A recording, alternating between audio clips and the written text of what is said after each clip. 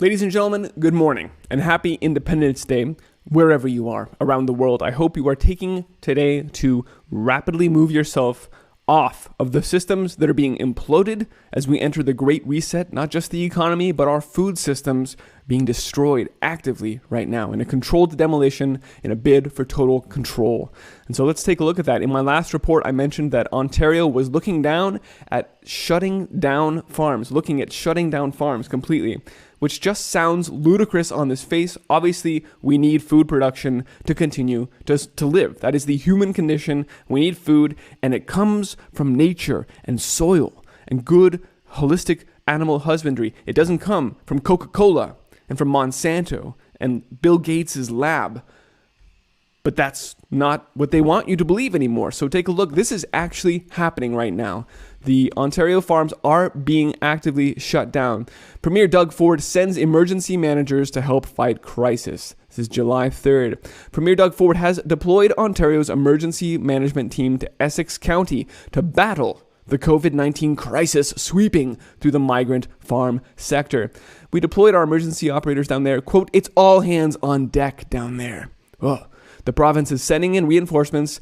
On Wednesday, all workers were ordered at a farm to stop work and go into isolation. Stop food production. It's happening. It's happening now.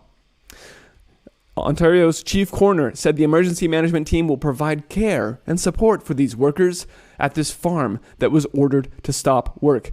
Initially, in fact, they said, you can't even hire new workers. We're taking your current ones because they're testing positive, and we're not even going to be allowed to hire new ones due to an ongoing risk that needs to be mitigated. They've since stepped back on that a little bit and said, now you can at least do it with our approval.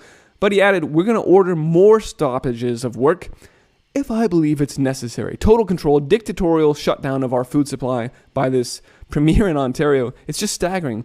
After stating the farm could not hire new workers to replace those in isolation, they've since stepped back from that stance. Now we're having a conversation about it. It's an ongoing conversation. Maybe you'll be allowed to start working again, but you can't do it on your own.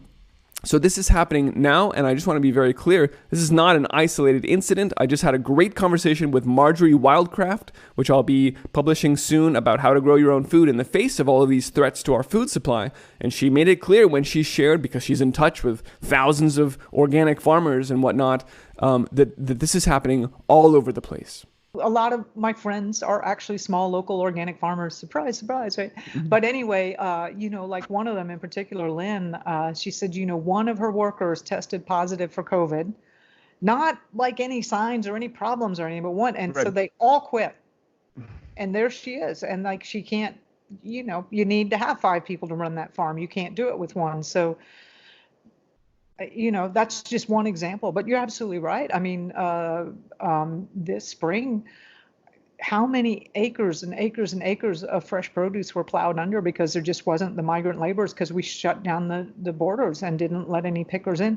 How many crops were not planted because we just didn't have the labor to do it? So we are in what you're just saying, like there just isn't going to be that much food. I don't know how it's going to fall out, but I can promise you that things are going to get a lot worse before they get better, but they will get better. So there you hear it. Farms are being shut down not just by the state edict when necessary, but by virtue of all of the propaganda, all of the media scare stories that have gone out. And then as soon as there's even the whisper about a possibility of someone testing positive, never mind symptoms, never mind actual, no, everybody just quits. And the operation is shut down. It doesn't have to be by virtue of the government mandate. So again, I'll be sharing that full interview, and it's a great one. Soon, please subscribe to the Ice Age Farmer channel to make sure that you get it. Now, you heard Marjorie say how many acres of food didn't get planted, how many acres of organic farms was plowed under because they couldn't get out there to work in the fields. The numbers, ladies and gentlemen, are staggering. In fact, they're so huge that they are incomprehensible because the human mind cannot just dream up what it looks like to see 6 million potatoes thrown into a hole when there's no place to move them, as was the case during this huge supply chain disruption as the pandemic and the lockdown started.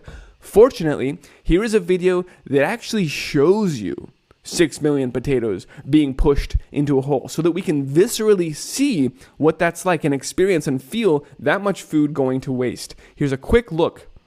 These potatoes aren't going to end up on your dinner table. Their final destination is this hole. We're in the small town of Sheridan, Montana, on a potato farm. Normally, this time of year, Bill and Peggy would be sending their potatoes to be planted. Instead, they're throwing away 700 tons. The potatoes have been awful good to us for a lot of years, but this year it just really turned sour. And the same thing is happening across the Northwest. I mean, it was just unprecedented. It's the supply chain from the growers to the supermarket that got interrupted. More than half of our market shut down by government mandate. Now, farmers across Idaho and Montana are stuck with mountains of potatoes. Peggy and Bill are facing $140,000 in losses. For farmers across Idaho and Montana, that number comes to $8 million. Some of these farmers are looking at red all over their balance sheet and there's no black to be seen. They'll be looking into increasing their lines of credit. They'll be needing to remortgage some of their property, just trying to free up more capital. And you also hear there that the farms are, it's financial devastation to all of these farms, hundreds of thousands of dollars, if not millions, of crops being thrown away, not getting to market, dairy being dumped. The numbers are awful. And you heard them say, we're going to be forced to tap new lines of credit.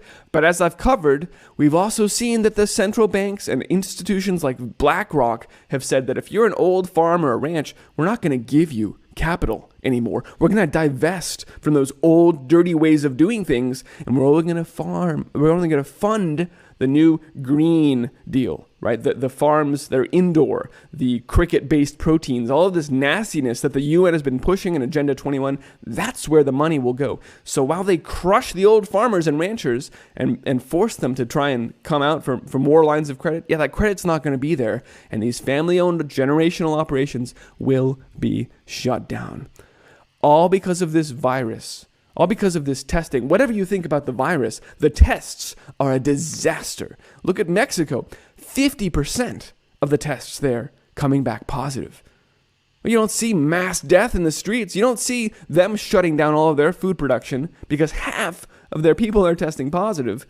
And that's just of the people they're testing. No, even in Florida, we see the same thing. Coronavirus spike is ravaging the migrant farm workers, laying that predictive programming, saying pretty soon we're going to shut down the farms in Florida too. It's not quite harvest season there. In Ontario it is, right? We're climbing up on it, so we're going to shut down the farms now. Florida's got a little bit longer growing season, so we'll give it a couple more weeks. And then sure enough, you can bet your bottom dollar they're going to move in and do the same thing here because it's a global program. They're shutting down food production. Never mind the fact that even there in Florida, we saw news that said 33,000 tests were completely wrong. The tests are a disaster, but they are being used as the pretense to do whatever they want, to shut down the farms. You can still go to Walmart. To shut down the meat plants. You can still go riot in the streets. No social distancing necessary. It's completely ridiculous what's going on right now, and it's happening everywhere. Brazil, now 1,000 workers at a pork processing plant there testing positive. JBS, the world's largest meat packer, preparing to shut down their plants there. This is, of course, on the heels of the same thing happening in the United States between China, Brazil, and the U.S. Those are the world's biggest producers of meat. And so when you see them shutting down, this is, I don't even have words at this point. We've been talking about a global protein shortage even before 2020 busted on the scene and caused all these issues. So where we are now is just unthinkable. And, I've been talking about this effort to link this dirty way of doing things, the farms and the ranches and the meat, it's all dirty, it's all ridden with viruses and pandemics, and it's causing human death. Now we're actually seeing that narrative be deployed. Here is a store from southern Germany. It's Aldi Süd with a sign posted on the door. I actually contacted a professional German translator to make sure that I got this right, because I'm not messing around here, folks.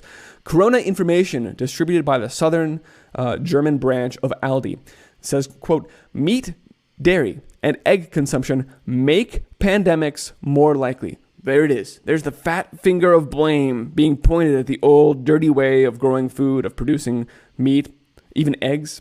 You see that the blame is being pegged squarely on food production. Never mind the fact that Fauci was funding this research and then shipped it to China when it was illegal. It's all absurd. Again, quote, continuing, 80% of pandemics have their origin in the animal industry. The industrial factory farming is the ideal breeding ground for new pathogens. Epidemics benefit from the rising number of livestock. So, to reduce the likelihood of future pandemics, the consumption of animal products needs to be reduced drastically. And then they put it on you. You're going to have to change your diet. Just like the UN IPCC land use report said last year, we're going to have to force people to change their diet. Don't know how we're going to do it. This is how. You can reduce the risk of a next pandemic by eating plant-based foods. In German, it's like plant-y food. They don't even really have a word for this. It's very Americanism coming in there. We thus ask you, in this last line, we thus ask you to abstain from animal products. Direct request to the consumer, stop eating animal products. It's unbelievable. It's unbelievable. Now, this grocery store could just as easily solve this problem by not buying from the disgusting factory farms that are doing these, that they themselves have created. These big companies have bought up and consolidated all the good all the good family farms, all the nice ranchers have been consolidated and bought up over the years into JBS, into Tyson. And it was they who created this Frankenstein, disgusting, nasty factory farming model in the first place. We should shut down those people.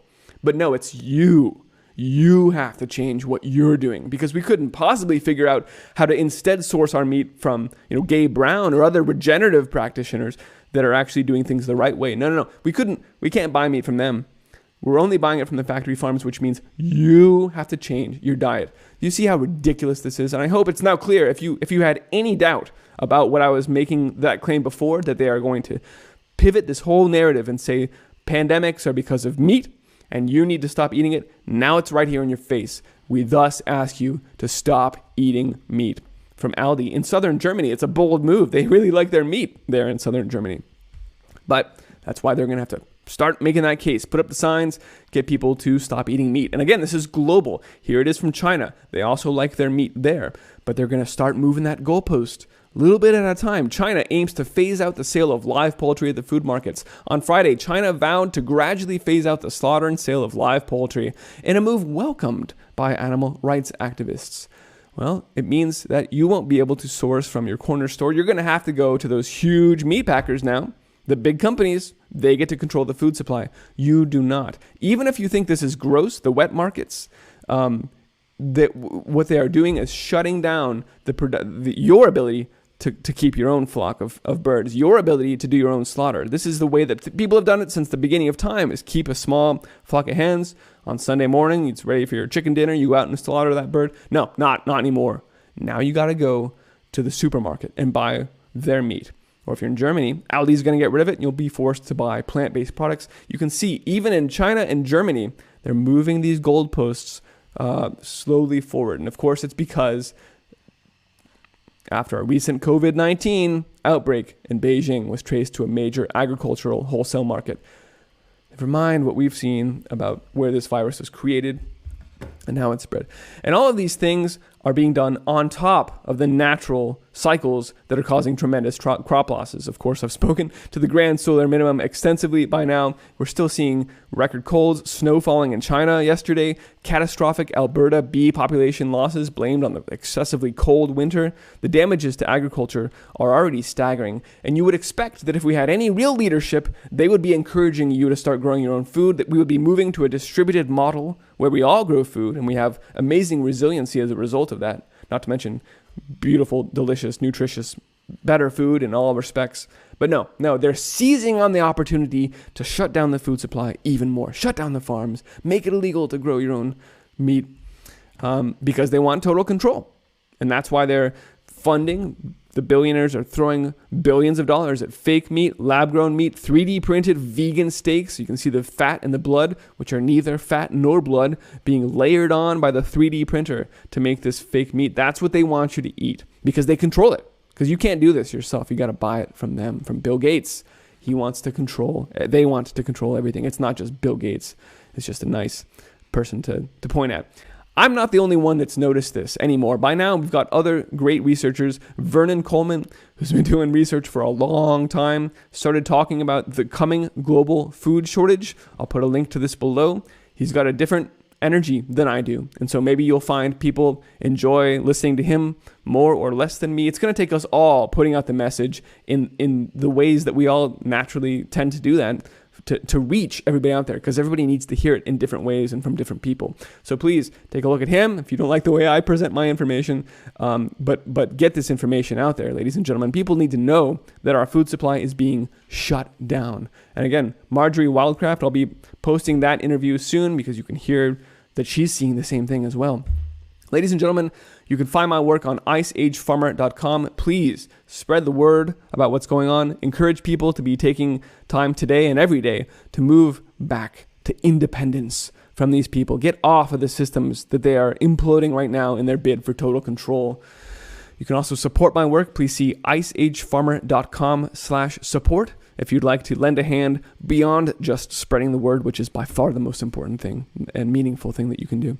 So thank you for your support and for watching this video. Let's go build great things and new ways of growing abundant, nutritious food that will divorce us from these control systems that they're trying to impose upon us. Happy Independence Day, everyone. Be well.